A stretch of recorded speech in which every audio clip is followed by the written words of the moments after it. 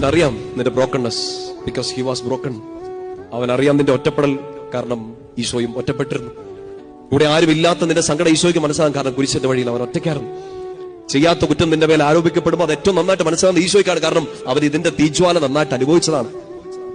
ആട്ട് കിട്ടുമ്പോ, തുപ്പ് കിട്ടുമ്പോ, മാറ്റി നിർത്തപ്പെടുമ്പോ, ചെയ്ത നന്മയൊക്കെ തെറ്റിദ്ധരിക്കപ്പെടുമ്പോ, നീ നന്മയ്ക്ക് വേണ്ടി വഴിയൊരുക്കി, നീ സംസാരിച്ചു, പക്ഷെ അതെല്ലാം നാശത്തിനായിരുന്നു, അത് മനുഷ്യരെ തെറ്റിക്കാനായിരുന്നു എന്ന് മനുഷ്യർ നീ ചെയ്തിട്ടില്ലാത്തതോ നീ ചിന്തിച്ചിട്ടില്ലാത്തതോ ആയ കാര്യങ്ങൾ നിന്റെ മേൽ ആരോപിക്കുമ്പോൾ, അതും ഏറ്റവും പ്രിയപ്പെട്ടവർ പോലും അങ്ങനെ പറയുമ്പോ അത് ഏറ്റവും നന്നായിട്ട് മനസ്സിലാവുന്ന ഈശോയ്ക്കുള്ളൂ. Because he has gone through, അവൻ അതിലൂടെ കടന്നുപോയി.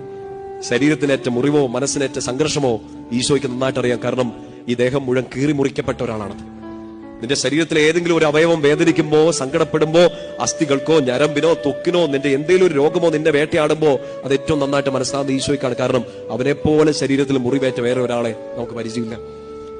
ഉണ്ടായ എല്ലാ മാനസിക സംഘർഷങ്ങളെ ഓർക്കുക, ഇപ്പൊ കടന്നു പോകുന്ന ആ തിക്താനുഭവങ്ങളെ നിർത്താതെ മനസ്സിൽ ഓടി കയറി വരുന്ന ആ തോട്ട്സ്, പഴയ ഓർമ്മകൾ, സങ്കടങ്ങൾ, വേദനകൾ, കേട്ട വാക്കുകൾ, മുറിപ്പെടുത്തിയ മനുഷ്യർ എല്ലാം ഈശോയ്ക്ക് മനസ്സിലാവുള്ളൂ. ഈശോയ്ക്ക് മനസ്സിലാവുന്നുള്ളത് കൊണ്ട് നമുക്ക് നേരെ നിൽക്കാൻ പറ്റും. നമ്മളെ പുനരുദ്ധരിക്കാൻ ഈ മുന്തിരിവള്ളി നട്ട ഈശോയ്ക്ക് മാത്രമേ പറ്റുള്ളൂ.